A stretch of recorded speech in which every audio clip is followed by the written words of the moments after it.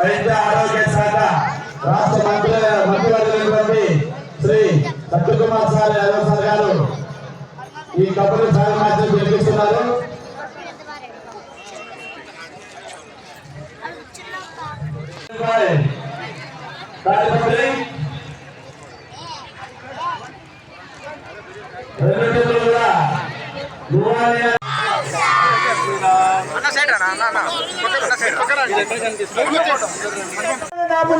చెప్తా ఉన్నా, దయచేసి ఎవరు ఉండొద్దు.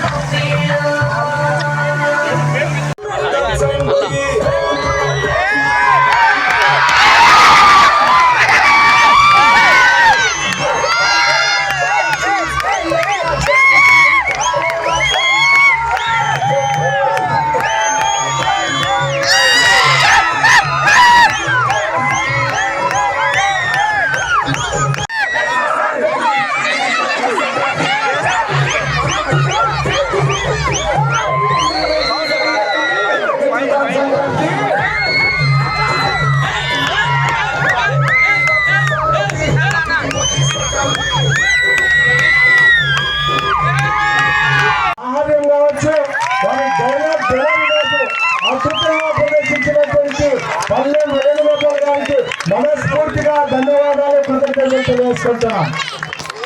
క్షమించాలి, సమయం వల్ల ఎక్కువ సమయం వేయకపోయాము, అన్నగా భావించద్దు.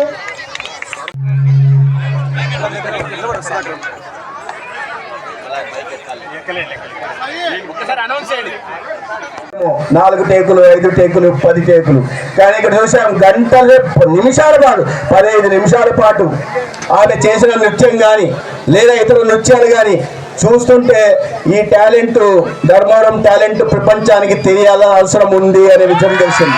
రాబోయే సంవత్సరం మరింత పెద్ద స్థాయిలో మీరు రాసి పెట్టుకోండి. Entertainment is guaranteed. మన పండుగ గొప్పతనాన్ని భావితరాలకు తెలియజెప్పడమే కాకుండా ఇదే సందర్భంగా 3 రోజుల పాటు ధర్మవరం నియోజకవర్గంలో ఉంటున్న ప్రతి ఒక్కరు కూడా ఒక కుటుంబం లాగా మెలిగి ఒక సౌహృద వాతావరణంలో ఉంది. ధర్మవరం అంటే టాలెంట్ కు ఒక చిరునామానే కాదు, ధర్మవరం అంటే ఒక కుటుంబం లాగా ఈ రాష్ట్రానికి తెలియజెప్పాల్సిన అవసరం ఉంది. ఈ సందర్భంగా 3 రోజుల పాటు ఈ కార్యక్రమాల్లో భాగస్వామ్యం వహించి అనేక మంది వాలంటీర్లు పనిచేశారు.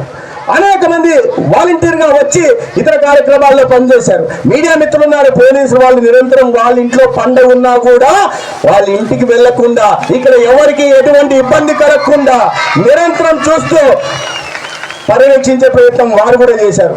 చాలా మంది వాలంటీర్లు వాళ్ళంతకు వాళ్ళు ముందుకొచ్చి ఇవాళ 3 రోజులుగా మనది ఇదేంటో కానీ ధర్మవరంలో ఎండ నిన్న ఇవాళ చాలా ఎక్కువ ఉంది. మొన్న పర్వాల ఇవాళ నిన్న ఇవాళ చాలా ఎక్కువ ఉంది. ఎండ ఎక్కువ ఉంది కదా, మరి పిల్లలు రారేమో, పెద్దలు రారేమో, మహిళలు రారేమో, అక్క చెల్లెలు రారేమో, అవ్వ తాతలు రారేమో అనుకున్నా. కానీ ఎండను ఒక్కరు కూడా లెక్క చేయలే.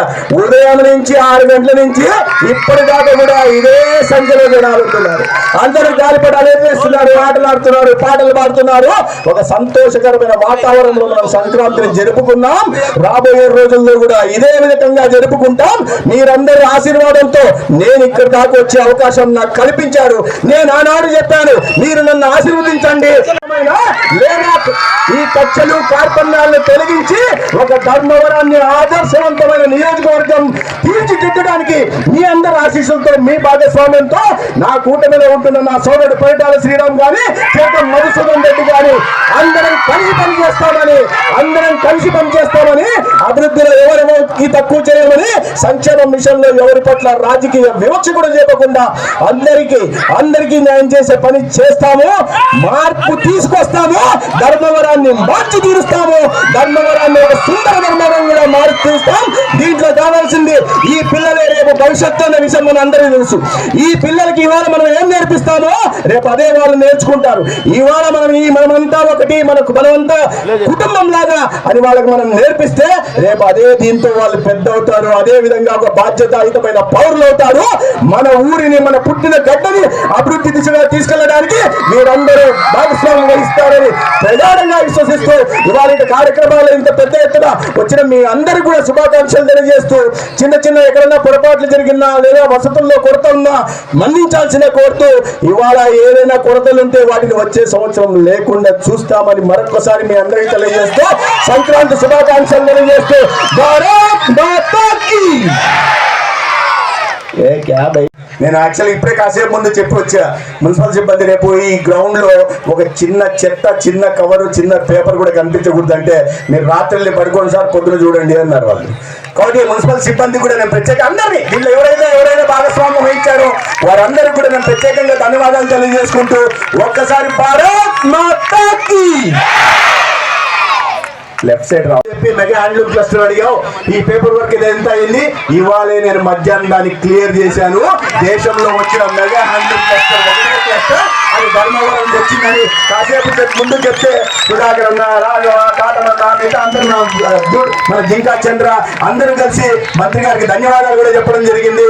దీన్ని కొనసాగిస్తామని తెలియజేస్తూ, ముఖ్యంగా ఇంకో చిన్న విషయం, మనం ఒక హరిత ధర్మవరాన్ని, స్వచ్ఛ ధర్మవరాన్ని నిర్మించాలనుకుంటున్నాం.